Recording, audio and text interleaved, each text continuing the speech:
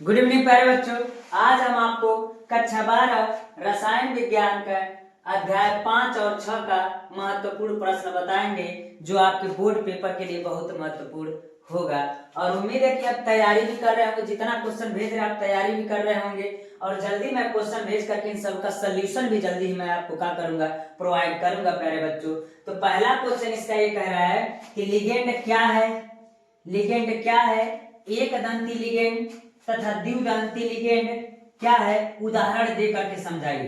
तो मैं बता देना चाहता हूँ प्यारे बच्चों, जब लिगेंड पूछेगा तो जरूरी नहीं है कि लिगेंड बस पूछ दे, लिगेंड बस भी पूछ सकता है, या कह सकता है कि एक दंती और द्विदंती लिगेंड दोनों को बताए तो एक में भी पूछ सकता है। हो सकता है कि एक दंती लिगेंड को अलग से पूछ दे, हो सकता है द्विदंती लिगेंड को अलग से पूछ दे, इसलिए आप लोग अलग अलग भी तैयार कर लीजिएगा प्यारे बच्चों।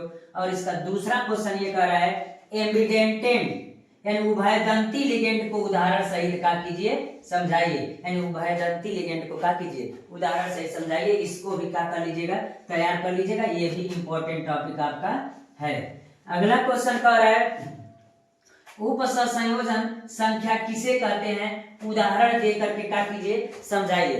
उपसंयोजन संख्या किसे कहते हैं? तो जैसा कि प्यारे बच्चों आपको पता होगा कि सहसंयोजन संख्या किसे कहते हैं, सहसंयोजी बंध किसे कहते हैं। तो उस सहसंयोजी बंध में जब दो परमाणु आपस में बराबर के इलेक्ट्रॉनों की साझेदारी किया करते थे तो उनको हम क्या कह सकते थे, सहसंयोजी संख्या कह सकते थे।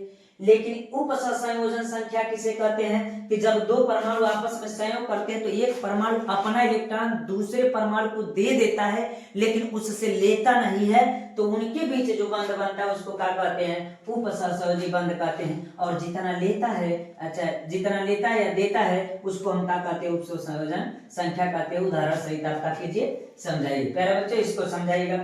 अगला क्वेश्चन कह रहा है FeCN का होल 6 के पावर 4 माइनस आयन प्रति चुंबकीय है, जबकि FeCN6 के पावर 3 माइनस आयन अनुचुंबकीय होता है।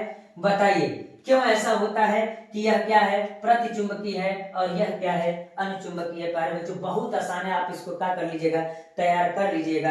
अगला इस टॉपिक से अगर कहे इस अध्याय से क्वेश्चन अगर है तो ये क्वेश्चन जरूर पूछता है, और जरूरी नहीं है कि यही आपको क्वेश्चन हूबहू पूछ दे, हो सकता है इसी में से पूछ दे, हो सकता है कि कुछ संख्या बदल दे, तत्वों के नाम वगैरह बदल दे, तो ये भी हो सकता है। और ये मैं सब आपको सोल्यूशन के साथ क्या करूंगा, जल्द ही बताऊंगा। तो कारण निम्नलिखित के आईपीसी नेम लिखिए, यानी इन जटिल यौगिकों का क्या करना है, आईपीसी नेम लिखना है। PTNS3 का होल 6 पर 4 प्लस, फिर K2NiCN का होल 4, अगला करा NaAgCN का होल ट्वाइस, इसका आईपीसी नेम बताइए। CONS3 का होल 5 H2OCl3 का क्या कीजिए आप इसका आईपीसी नेम बताइए। अगला कह रहा है CuNS3 का होल 4 का SO4 का आईपीसी नेम बताइए। K3Al2O4 का होल थ्राइस, इसका आईपीसी नेम बताइए। तो प्यारे बच्चों इतना क्वेश्चन आपका अध्याय 5 से पूछेगा और इतना तैयार कर लीजिएगा, इससे बाहर का क्वेश्चन नहीं पूछेगा। अध्याय 6 का यानी हेलो एल्केन तथा हेलो एरिन का महत्वपूर्ण क्वेश्चन आपका प्यारे बच्चों निम्न है। जो पहला क्वेश्चन ये कह रहा है प्रयोगशाला में क्लोरोफॉर्म बनाने की विधि का सचित्र वर्णन कीजिए, यानी क्लोरोफॉर्म बनाने का प्रयोगशाला विधि का सचित्र वर्णन कीजिए।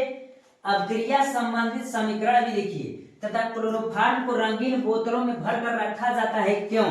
यानी कह क्या रहा है कि क्लोरोफॉर्म बनाने की प्रयोगशाला विधि का सचित्र वर्णन भी करना है और उससे संबंधित अभिक्रिया भी देना है, और उसमें कह रहा है कि क्लोरोफॉर्म को रंगीन बोतलों में भर करके रखा जाता है क्यों। तो ये सब कंडीशन हो सकता है कि इसको अलग से पूछ दे, या कभी कभी इसको अलग से ही पूछ देता है, क्लोरोफॉर्म को रंगीन बोतलों में भर कर रखा जाता है क्यों। तो इस चीज को भी आप क्या कर लीजिएगा, तैयार कर लीजिएगा। दूसरा क्वेश्चन अध्याय 6 का ये कह रहा है SN1 अभिक्रिया तथा SN2 अभिक्रिया को क्या कीजिए, समझाइए। यानी SN1 अभिक्रिया क्या होता है तथा SN2 अभिक्रिया क्या होता है, इसको समझाइए। ये भी आपका इंपॉर्टेंट क्वेश्चन है, इसको भी आप क्या कर लीजिएगा, तैयार कर लीजिएगा। अगला क्वेश्चन ये कह रहा है कि निम्नलिखित पर टिप्पणी लिखिए, ये आपका इंपॉर्टेंट टॉपिक है, इसमें कहीं ना कहीं से पूछेगा, अगर तो इसी में से पूछेगा। पहला कह रहा है राइमन टीमन अभिक्रिया लिखिए, तो राइमन टीमन भी कह सकता है, रीमन टीमन भी अभिक्रिया कह देता है। तो इससे घबराइएगा मत। राइमन टीमन अपक्रिया भी कहेगा तब भी आप इसको पढ़िएगा, और रेमन टीमन अपक्रिया कहेगा तब भी आपको पढ़िएगा। अगला कह रहा है कार्बिल एमीन अपक्रिया को समझाइए, कार्बिल एमीन अपक्रिया को भी आप क्या कीजिएगा, समझाइएगा। अगला कह रहा है कि वुटज फिटिंग अपक्रिया को क्या कीजिए, समझाइए। तो वुटज फिटिंग अपक्रिया को भी क्या कीजिएगा, समझाइएगा। अगला कह रहा है फ्रीडल क्राफ्ट अपक्रिया को क्या कीजिए, समझाइए, फ्रीडल क्राफ्ट भी है। अगला कह रहा है विहाइड्रोहाइड्रोजनीकरण की अपक्रिया को क्या कीजिए, समझाइए। इस अपक्रिया को भी क्या कीजिएगा प्यारे बच्चों, समझाइएगा।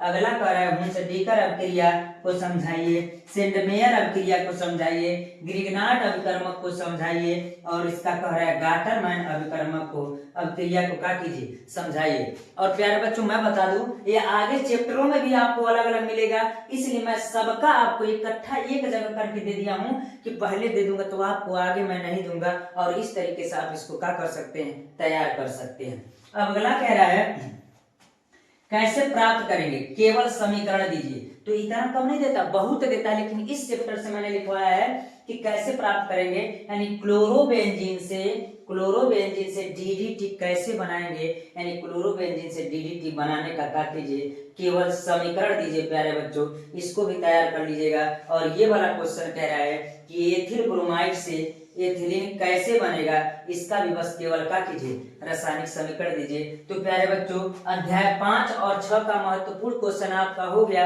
अगर बोर्ड पेपर में पूछेगा तो इसी के अंदर से पूछेगा, इसके बाहर से नहीं पूछेगा। और आज के लिए प्यारे बच्चों इतना रहने देते हैं, आज के लिए इतना रहने देते हैं। धन्यवाद प्यारे बच्चों।